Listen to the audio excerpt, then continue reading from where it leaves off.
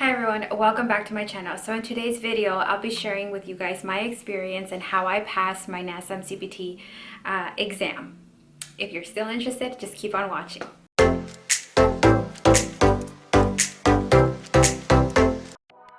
Okay, so my experience, I really had a good experience with NASM overall. I feel like they're very helpful. They have good customer service. They were there when I needed them, and if I had questions, they were there as well. So I highly recommend the NASM test if you're trying to get into personal training. Some of the things that I hear is that NASM is the more higher end one. It's a little bit more challenging.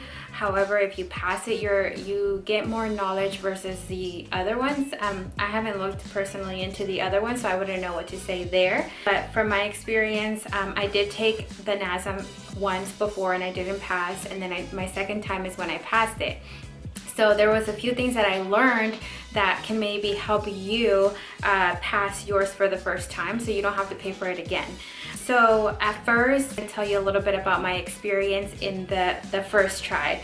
So remember when I got it, I purchased it and I want to get this done as soon as I can. And so I felt like I rushed it a little bit, and so I really didn't have time to really understand everything. First of all, I feel like I was pretty knowledgeable in the basics, but that's it. I didn't have like a good understanding of the exercise at all. I just followed what my coaches told me to do, which at the time it was just a lot of cardio. And then for lifting, I would just hang out with friends who worked out and then did what they did.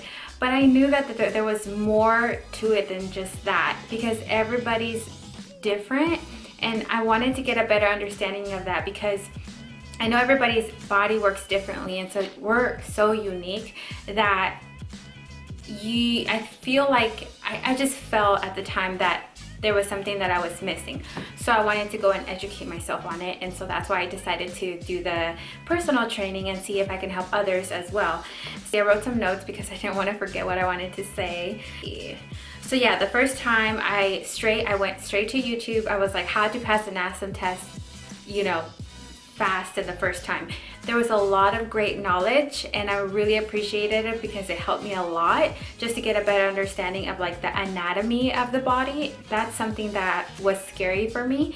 And so I remember when I purchased the book, I looked at it and it's just so overwhelming just because it looks so big, and I was like, how am I gonna get to this? I have a time that I want to pass it by, and this is going to take a long time. So I just decided to ignore it. And so what I did is I went online and I just looked at all the modules, and then I looked at all the videos, and then I started taking all the quizzes.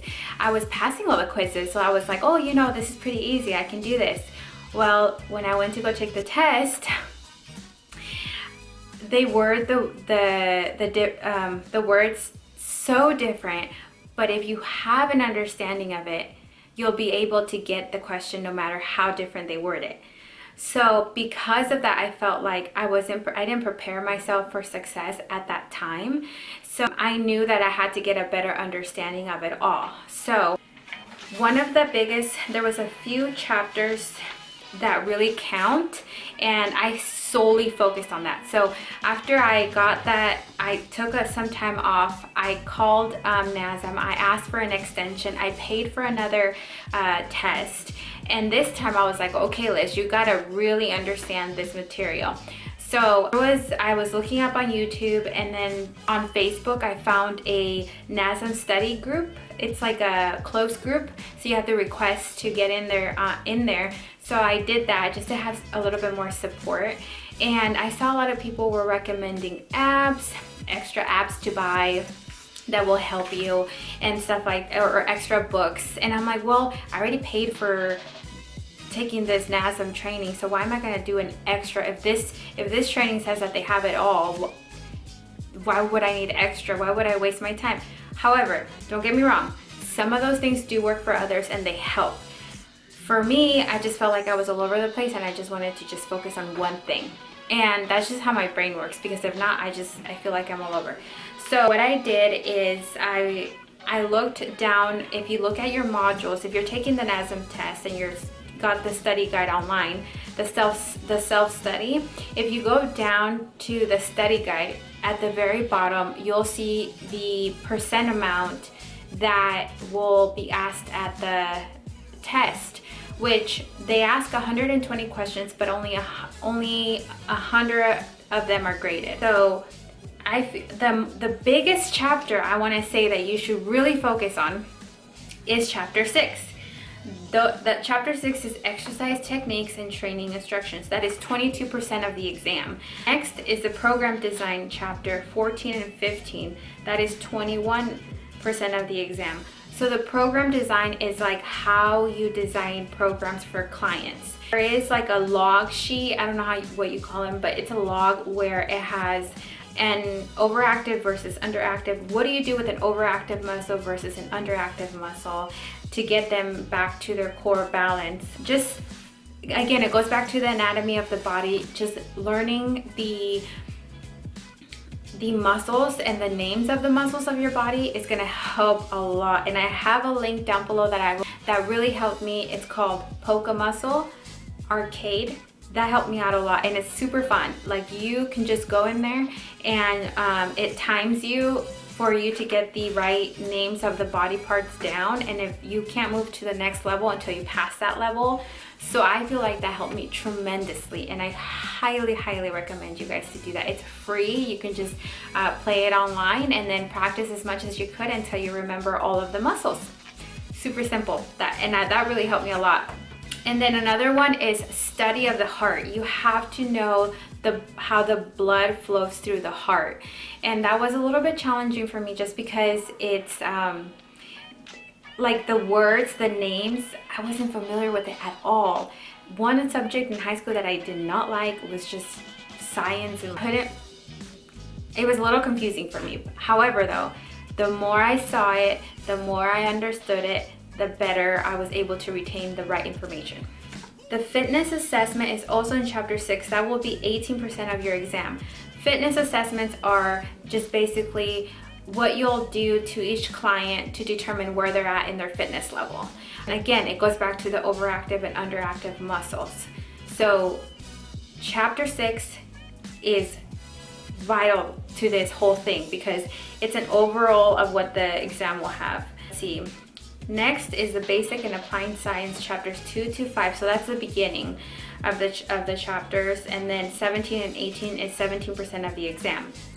Now the least percent amount of that will be on the test would be like the client relation and behavioral coaching.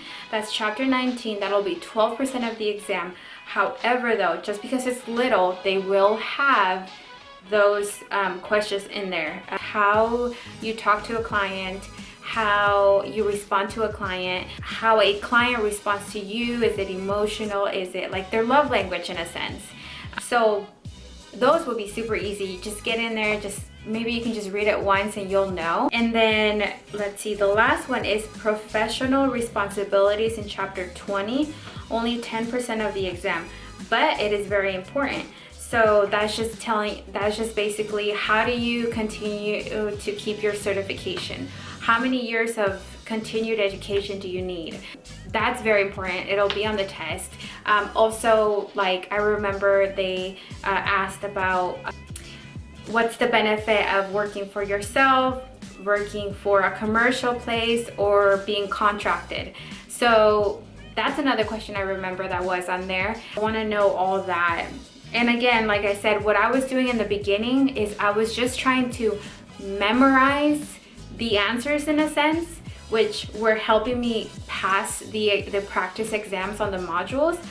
But on the actual test, that doesn't help. What helps is that you get a full understanding of it all, like the concepts, the anatomy of the body, their purpose, what each muscle does to another muscle. Like everything has a purpose, and you just kind of have to know and understand and have a brief understanding of that. I know it may seem overwhelming to want to read the whole book, but if you break it down, at least that's what helped me. If you break it down to, I kind of reverse engineered it a little bit.